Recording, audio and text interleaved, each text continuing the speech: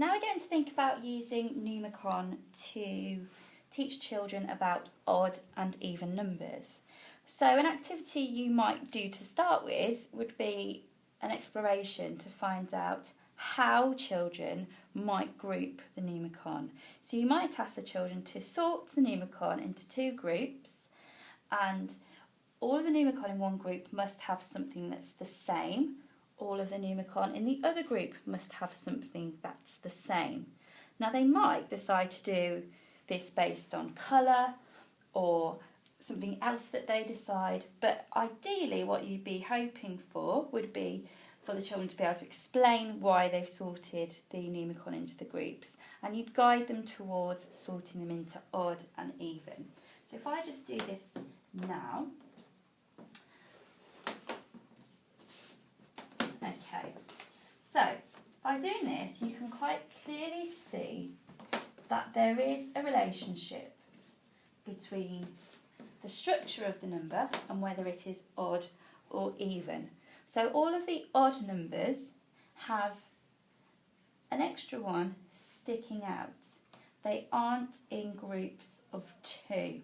So we've got multiples of 2, or they've each got a friend, they're in pairs, and we've got one who's the odd one out. Whereas with our even numbers, you can see that we've got clear arrays of multiples of 2. So we don't have any extra bits sticking out. Okay, so you can see that. Something else that you could get the children to do possibly is to stack all of the odd numbers together and see what they notice. You could also stack all of the odd numbers, and again to see if they notice any patterns that they can create. Another activity might be to order the Numicon from 1 to 10 before talking about odd and even. So again, if we make sure that we have the Numicon the right way round so that we can see that our numbers go up by 1 each time.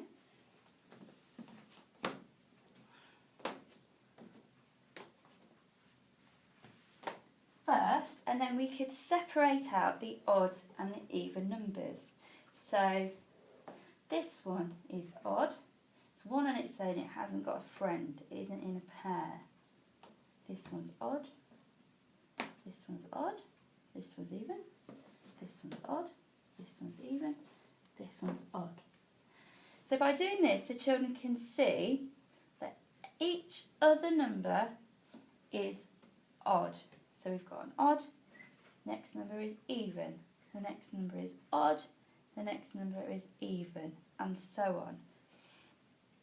Finally, you could use the Numicon to help the children investigate odd and even numbers and to make a generalisation. So for example, if I add together an odd number to an odd number, do I get an odd number as my answer?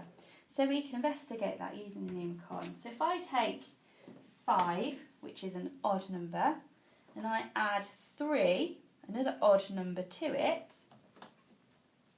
I get 2, 4, 6, 8, which is an even number.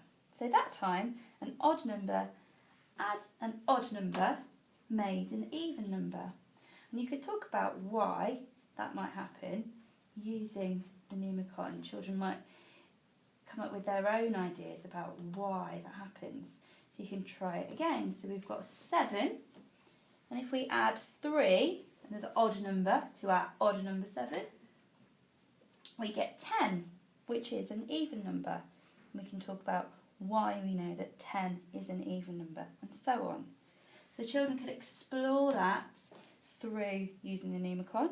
Equally, they might investigate whether adding 2 even numbers together gives us an even answer. So if I've got 6 and I add 4 to 6, they're both even numbers, and my answer is 10, which again is an even number.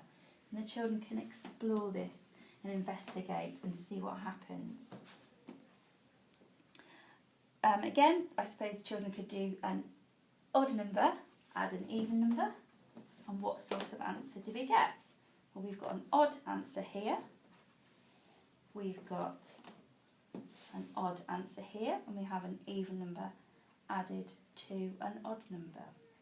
So by actually touching and manipulating the Numicon, children can investigate what would be a more difficult task just by using pen and paper, but the children can use the language and they can make their own sense of adding together odd and even numbers by actually seeing physically what happens.